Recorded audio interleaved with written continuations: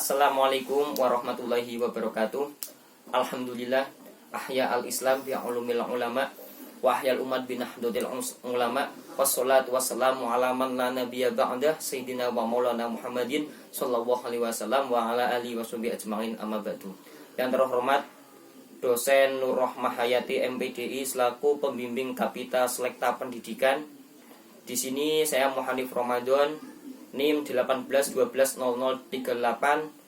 akan menjawab pertanyaan guna memenuhi tugas UTS. Di sini ada 4 pertanyaan yang perlu saya jawab. Yang pertama, bagaimana perkembangan pendidikan Islam dan pendidikan konvensional? Jadi awal pendidikan agama Islam itu dilakukan secara informal terlebih dahulu, yaitu seperti halnya yang dilakukan oleh Nabi Muhammad SAW, yaitu lewat metode secara tersembunyi, seperti ayat Al-Quran surat Al-Mudathir 1-7. Ya ayyuhal mudaththir qum fa'anzir wa rabbuka fakabbir. Lah itu secara secara sembunyi-sembunyi terlebih dahulu terhadap keluarga mendidik anaknya. Itu awal perkembangan Islam pendidikan. Lah, yang kedua yaitu secara terang-terangan, yaitu seperti halnya yang kita rasakan lewat sekolah, lewat lembaga-lembaga pendidikan, itu seperti itu. Seperti halnya Nabi Muhammad SAW dalam metode dakwahnya, yaitu secara terang-terangan yang terkutip dalam surat Al-Hijr ayat 94. Fasda' bima tu'marun fa'arid anil musyrikin. Itu seperti itu, kurang lebihnya. Terus yang kedua, jelaskan pendidikan masa penjajahan dan masa pasca kemerdekaan. Jadi pendidikan pas masa penjajahan itu dibagi menjadi 2 tahap. Penjajahan oleh Belanda dan penjajahan oleh Jepang. Jadi pendidikan masa penjajahan Belanda itu sekitar abad 19 sampai abad 20 awalan.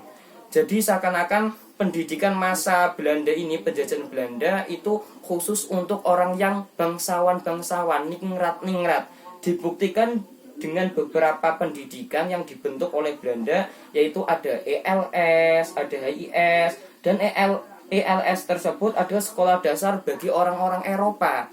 Nah, sedangkan HIS adalah sekolah dasar bagi orang-orang yang pribumi. Berbeda dengan masa penjajahan Jepang. Nah, Jepang seakan-akan dalam pendidikan ini itu membuka sekolah untuk semua kalangan rakyat, atau bisa dikenal, bisa dirasakan seperti sampai sekarang ini, yaitu SR, sekolah rakyat, itu seperti itu.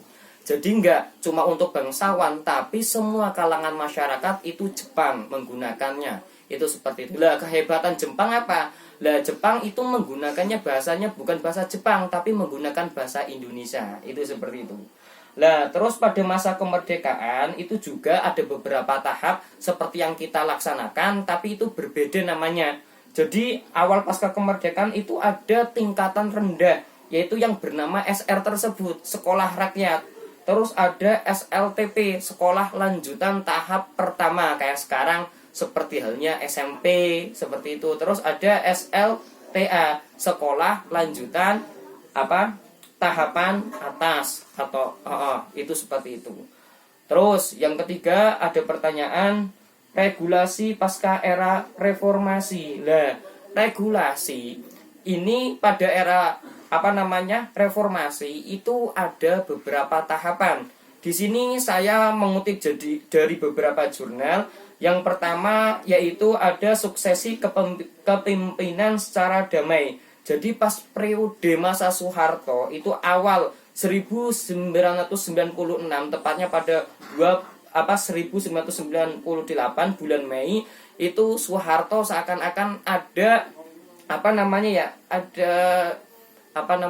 berontak antara masyarakatnya. Lah, tapi di sini menggunakan regulasi suksesi kepemimpinan secara damai. Jadi sebelum Soeharto itu diturunkan oleh rakyat-rakyatnya, di sini Soeharto lebih memilih untuk berhenti, mengucapkan saya berhenti pas posisi 29 Mei 1998. Itu suksesi kepemimpinan secara damai. Jadi tidak ada pertumpahan darah, itu seperti itu.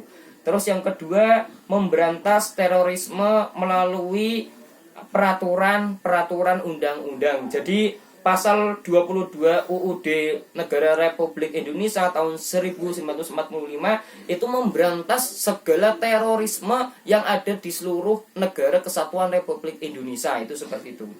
Terus yang ketiga, mewujudkan peradilan satu atap. Jadi Indonesia itu tidak cuma satu orang saja, satu kubu saja yang diadili, tapi seluruh atap Indonesia itu diberlakukan harus secara adil. Itu beberapa regulasi pasca era reformasi.